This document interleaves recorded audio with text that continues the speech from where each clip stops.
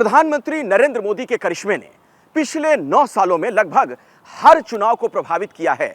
कुछ एक चुनाव अपवाद जरूर हो सकते हैं। दरअसल ये दावे हवा हवाई नहीं हैं, बल्कि चुनावी परिणाम इसकी तस्दीक करते हैं। और कई मौकों पर तो विपक्ष भी प्रधानमंत्री मोदी के करिश्मे का लोहा मान चुका है।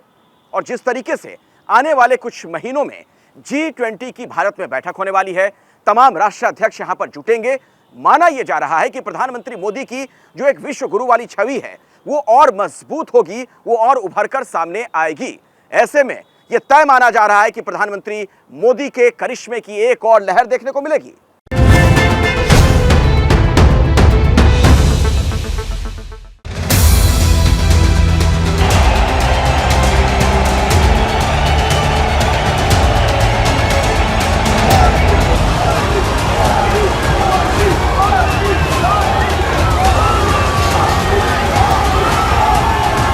ये आप ही के संस्कार है। गलती से भी ऐसा कुछ नहीं होने दिया है, न ऐसा कुछ किया है जिसके कारण आपको या देश के किसी नागरिक को अपना सर झुकाना हो।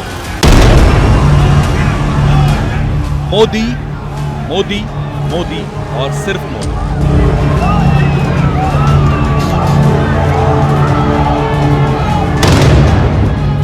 हिंदुस्तान की राजनीति में पिछले 9 साल से सबसे बड़े ब्रांड, देश की सबसे बड़ी पार्टी बीजेपी का विराट चेहरा,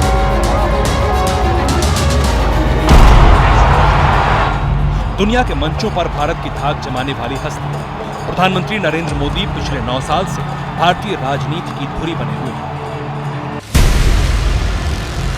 लेकिन राष्ट्रीय स्वयंसेवक संघ यानी आरएसएस ने कर्नाटक की बड़ी चुनावी हार के बाद बीजेपी को जो नसीहत दी, उसमें साफ कहा गया है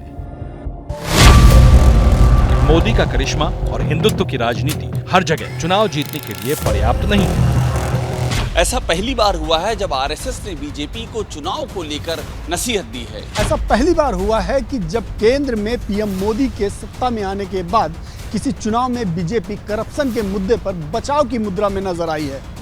इसीलिए आरएसएस के मुखपत्र में बीजेपी को नसीहत दी गई है कि सिर्फ मोदी का करिश्मा पर्याप्त नहीं है। लेकिन ये मोदी का करिश्मा ही तो है कि जापान में क्वाड समूह के देशों की मीटिंग के दौरान दुनिया के सुपर पावर अमेरिका के राष्ट्रपति जो बाइडेन मोदी से कहते हैं कि मुझे तो आपका ऑटोग्राफ लेना चाहिए। ये मोदी का करिश्मा ही तो है कि पापुआ न्यू गिनी के प्रधानमंत्री जेम्स मारापे मोदी का वेलकम करने एयरपोर्ट पर पहुंच गए और पीएम मोदी के पैर छू लिए। ये मोदी का करिश्मा ही तो है कि अमेरिकी फर्म मॉर्निंग कंसल्ट की ओर से जारी ग्लोबल लीडर अप्रूवल लिस्ट में पीएम मोदी 76% अप्रूवल रेटिंग के साथ टॉप पर है। ये मोदी का करिश्मा ही तो है जो वो दुनिया के ताकतवर नेता रूस के राष्ट्रपति व्लादिमीर पुतिन को सबके सामने खरी खरी कह पाए कि ये युद्ध का समय नहीं है। मैं जानता हूं कि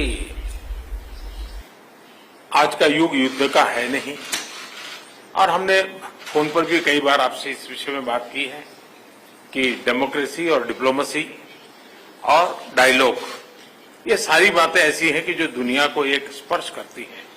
आने वाले दिनों में शांति के रास्ते पर हम कैसे बढ़ सके। लेकिन ये तो पीएम मोदी के करिश्मे की एक झांकी है। 2024 के चुनाव से पहले तो पूरी पिक्चर आनी बाकी है। ऐसा माना जा रहा है कि ब्रांड मोदी की चमक इस साल सितंबर महीने में अपने पीक पर होगी। ये वो मौका होगा जब पहली बार भारत में G20 देशों का शिखर सम्मेलन होगा। तब दुनिया के सबसे ताकतवर मुल्कों के प्रमुखों का भारत में जमावड़ा लगेगा। यानी सितंबर में देश में प्रचंड मोदी लहर रहने वाली है और इसमें सबसे बड़ा टर्निंग पॉइंट साबित होगा G20 का शिखर सम्मेलन। उसके लिए 20 ताकतवर देशों के राष्ट्र प्रमुख दिल्ली आएंगे। इनमें अमेरिका, रूस, चीन, जर्मनी, ब्रिटेन जैसे देशों के मुखिया भी होंगे। इसके अलावा दुनिया को चलाने वाली 23 संस्थाओं के मुखिया भी शामिल होंगे। G20 ऐसे देशों का समूह है जिनका आर्थिक सामर्थ्य विश्व की 85% जीडीपी का प्रतिनिधित्व करता है। G20 उन 20 देशों का समूह है जो विश्व के 75% व्यापार का प्रतिनिधित्व करते हैं। ये सब इसलिए हो रहा है क्योंकि इस साल G20 समूह की अध्यक्षता भारत के पास है। इसलिए भारत को G20 के शिखर सम्मेलन की मेजबानी का मौका मिला है। पीएम मोदी इसे बड़े अवसर में बदलने जा रहे हैं। आप कल्पना कर सकते हैं कि आजादी के अमृत काल में देश के सामने ये कितना बड़ा अवसर आया है। ये हर भारतवासी के लिए गर्व की बात है, उसका गौरव बढ़ाने वाली बात है। यानी G20 शिखर सम्मेलन के दौरान ब्रांड मोदी की रेटिंग सबसे हाई होगी। वो प्रचंड मोदी लहर का दौर होगा। ऐसे में देखने वाली बात यह होगी कि G20 शिखर सम्मेलन के दौरान मोदी फैक्टर का देश की राजनीति पर कितना असर पड़ेगा। क्या ब्रांड मोदी की चमक का बीजेपी को तब चुनावी राज्यों में सीधा फायदा मिलेगा? क्या मध्य प्रदेश, छत्तीसगढ़, राजस्थान, तेलंगाना और मिजोरम के चुनावी समर में ब्रांड मोदी सबसे बड़ा फैक्टर होगा? यह अभी भविष्य की बात है, लेकिन इतना तो तय है कि भारत में G20 का शिखर सम्मेलन बहुत निर्णायक रहने वाला है और इससे ब्रांड मोदी की चमक और भी निखरेगी। इस बात का अंदाजा तो विपक्ष को भी है। लेकिन 2024 के लोकसभा चुनाव से पहले सिर्फ G20 ही नहीं, एक और बड़ा मौका आने वाला है। वो ऐसा मौका होगा जो 24 की चुनावी फिजा को बदल सकता है। वो ऐसा मौका होगा जब एक बार फिर से मोदी मोदी की गूंज सुनाई पड़ सकती है। वो मौका होगा अयोध्या में राम मंदिर निर्माण का। ऐसा कहा जा रहा है कि 2024 के लोकसभा चुनाव से पहले राम मंदिर का काम पूरा कर लिया जाएगा। जनवरी 2024 में मकर संक्रांति के बाद किसी भी शुभ मुहूर्त में रामलला को स्थायी मंदिर में विराजमान कर दिया जाएगा। इसके पूरे आसार हैं कि अयोध्या में राम मंदिर के उद्घाटन को बीजेपी एक बड़ा इवेंट बनाएगी। मुमकिन है कि लोकसभा चुनाव में राम मंदिर के मुद्दे को बीजेपी भुना सकती है। राम मंदिर बीजेपी का कोर एजेंडा रहा है और मोदी के लिए भी ये बहुत अहम मौका होगा, क्योंकि 5 अगस्त 2020 को पीएम मोदी ने ही अयोध्या में राम मंदिर का शिलान्यास किया था। पूरा भारत राममय है। पूरा देश रोमांचित है। हर मन दीपमय है।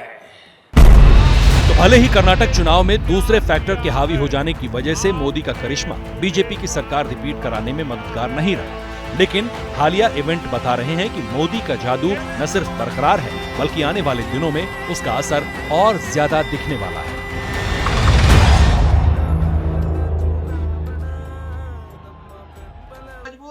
क्या मजबूरी है मेरी, बताइए।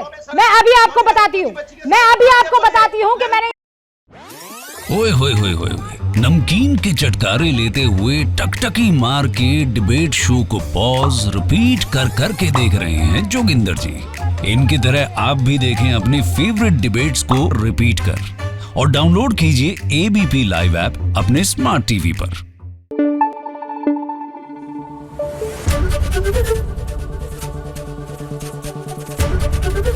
एबीपी न्यूज आपको रखे आगे।